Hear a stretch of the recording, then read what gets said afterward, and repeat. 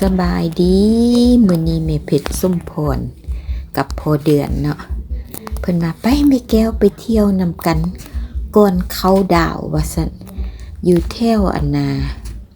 ใส่บ้านอ่างน้อยพุ่นแหละแม่แก้วก็เลยว่าขอแก้วมณีเนาะให้แก้วมณีให้น้ำผึ้งให้ไอ้บูเบิ่งไม่เท่าท่าแม่แก้วก็เลยว่าได้ไปนำข้าเจ้าเนาะไปนำกันก็สิมี4คู่เนาะแม่แก้วก็สิไปผู้เดียวมากับมาเวบ้านโคกผึ่งบ่บ้านอันเมหักเมเลี้ยงของพอเดือนเมเพชรเนาะมาก็สิประมาณนี้แหละมาฮอดละบอนพักฮอดละเด้อ4คู่5เดียวมาเบิ่งกันเลย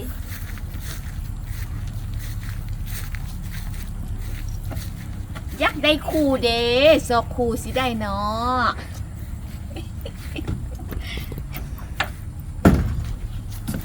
โอเคเข้ามาเลยมีห้องน้ำยับดีด้วยนี่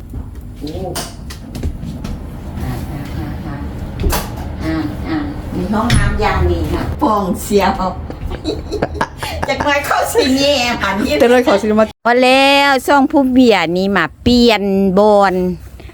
เปลี่ยนหน้าเปลี่ยนบอนเปลี่ยนบรรยากาศเลยเอาเลยห้องน้อยเอาเลยเป็นแนวใดพอใจบ่บ้านพักตัวนี้พอใจบ่เคยเสียวคักอันนี้เมนห้องเมเพ่งกับพ่อเวียงทองเนาะเป็นแนวใดมาเที่ยวไก่แท้เมื่อยอยู่บ่โดยอยู่สถานที่แห่งนี้ก็เจ้าปลูกมักโมปลูกแคนตาลูปปลูกหลายอย่างเนาะแก้วกับเมเพชรสมพรพอเดือนก็เข้าไปเลาะเบิ่งตัวนี้มันยังโบสุกเทเนาะตัวอันนาได้สุกเทแล้วข้าเจ้าสีเอาออกไปค่ายอยู่นี่ข้าเจ้าก็สิปลูกหลายๆอันตัวได้ที่ว่ามันบ่แซ่บข้าเจ้าก็บ่เอาเนาะข้าเจ้าเฮ็ดเหือนมุงให้มันมีผักมีมากอีหยังเด้บักหลายๆข้าเจ้าปลูกอยู่นี่นะฟาร์มบนนี้เนาะมีบ้านพักคือแม่แก้วมานอนนี่แหละฟาร์มผาเจริญเนาะอันนี้ข้าเจ้าเด็ดมาค่ายละมักหมูกิโลหนึ่ง50,000ออร์แกนิกเนาะกินแซ่บแคนตาลูปกาโลหนึ่ง75,000โดยพวกแม่แพงแม่ส่งแม่เพ่งเพิ่นมานำลังเนาะพวกแม่แก้วมาฮอดก่อนข้าเจ้าฮักก็มาฮอดโดยมาฮอดแล้วก็ซีเมนพากันมาสั่งอาหารเนาะสั่งอาหารการกินอันนี้แม่แก้วถ่ายภาพบรรยากาศอยู่ทางขีมโค้งให้เบิ่งเนาะงามอากาศสุดซื่นเนาะมันก็มีหลายราคาทางแคมโค้งพีกาประมาณคืนหนึ่ง700,000เนาะแถวนี้นะแถวแม่แก้วอยู่พุ่นแล้วก็ซีเมนราคาประมาณ